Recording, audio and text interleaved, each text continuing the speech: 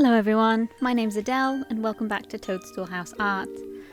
So as you can see today I'm dropping in another drawing video because I am away at Comic-Con this weekend. So my next vlog will be all about how that went. But before that, as you can see I'm working in my sketchbook.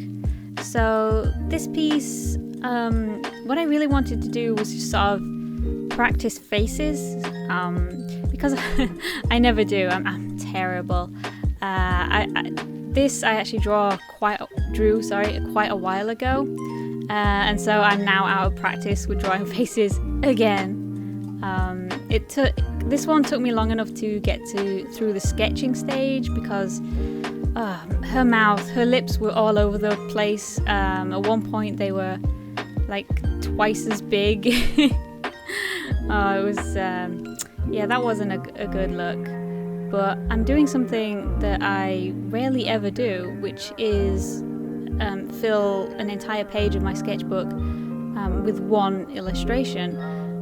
Normally the way I work in my sketchbooks is I will get the urge to draw something, and I'll basically just pick a corner of the page and do that little doodle.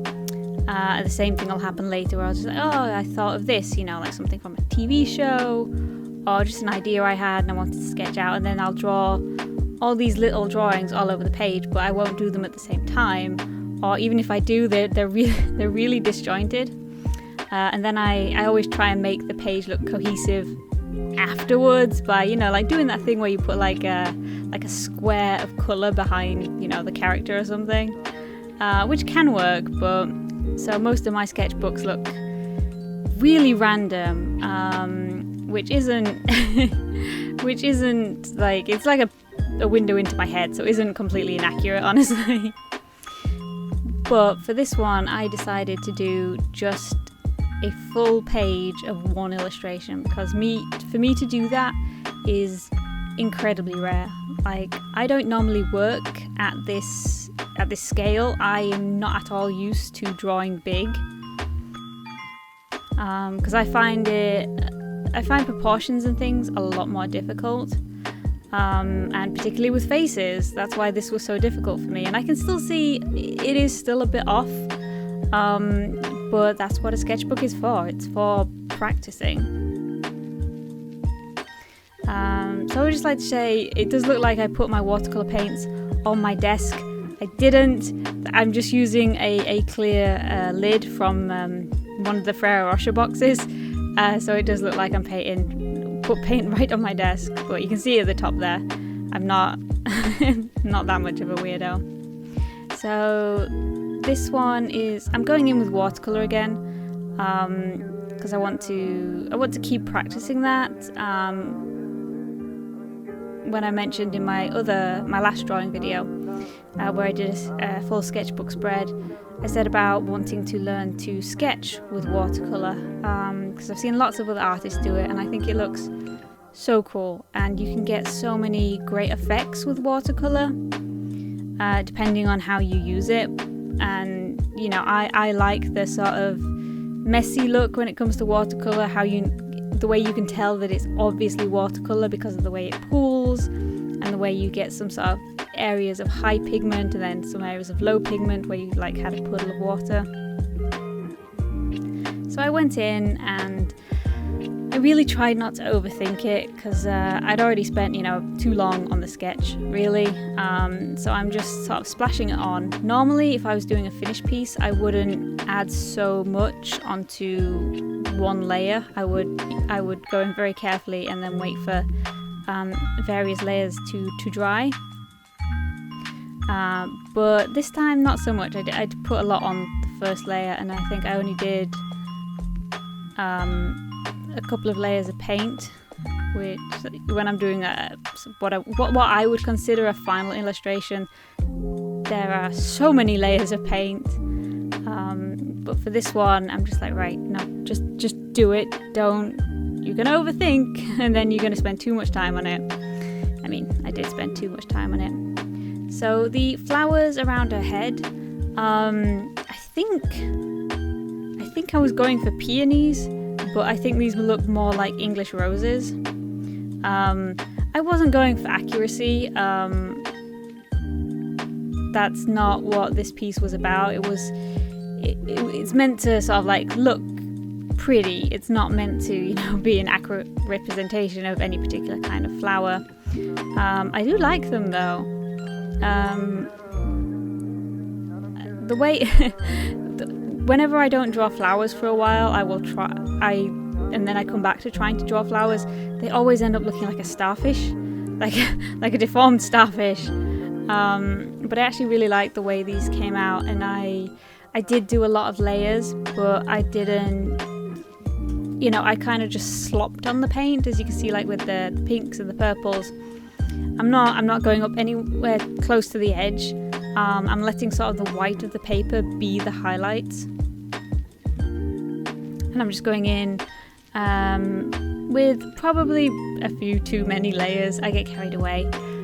So then I did pink, and then I did some details in purple, and then for the shadow colour I'm using sort of blue. So you can see I use sort of blue and purple on her skin and on the flowers as my shadow colour. Purple is a great shadow colour for anything.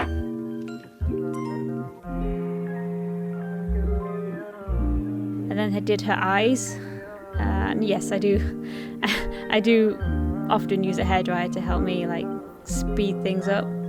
So her eyes were meant to be brown, but they kind of look more of a golden brown. But I think on this piece, what I would like to improve on is definitely eyes. Eyes are something that I've never quite got the hang of. Like, I will see other artists, you know, when they're starting out, usually in their teenage years, they'll have just a page in their sketchbook just full of eyes. I never did that. So my eyes, like, to me, they look really flat.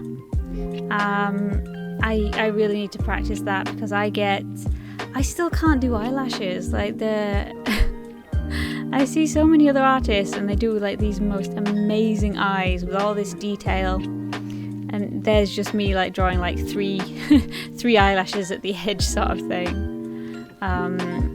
So for this piece I decided to ink everything in sort of like a thick black pen. I think that one is a micron. Yeah, I think so. So I went in with two thicknesses. I used the 0.8 for the main outlines, and then I think I used number 1 for all the detail, and I decided to add the majority of the detail with pen. So this this took a while. I think I spent all evening on this piece, simply because I just get carried away as I do.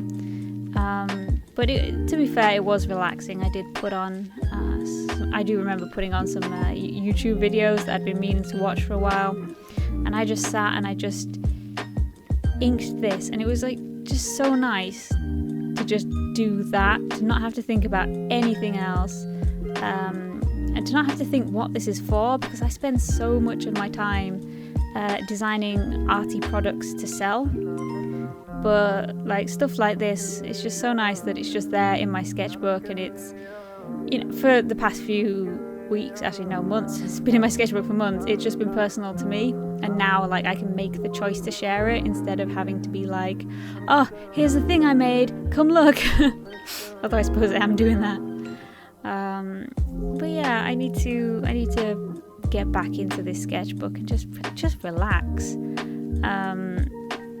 Because I do enjoy it, and like I say, I do need to work on my faces, because since I did this, I really haven't. I've barely done any humans. I've been working on mushrooms, and honestly, a lot of frogs, really, just so many frogs. But that's what people are interested in right now, so that sort of inspired me to keep going with my more sort of cartoony style that you'll see me do sometimes, particularly when I'm on my iPad. But yeah, I need to do more watercolours, because it's fun and it's really relaxing, and I can see like on her face now like improvements I would like to make. Like I would like to define her nose a bit more.